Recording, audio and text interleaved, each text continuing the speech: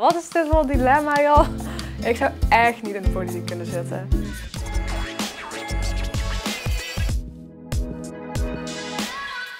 Meer doktoren of meer verpleegkundigen?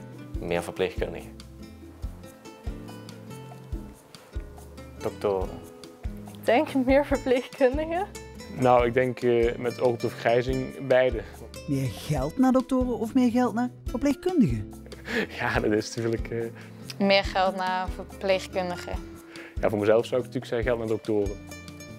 Oh, dat vind ik... Ik denk verpleegkundigen. Geld naar onderwijs of geld naar zorg?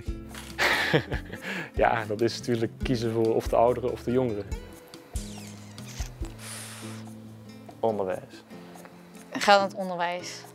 Onderwijs. Ik vind onderwijs gewoon echt heel belangrijk, maar zorg ook. Dat is niet de bedoeling, zo'n antwoord, hè? Oké.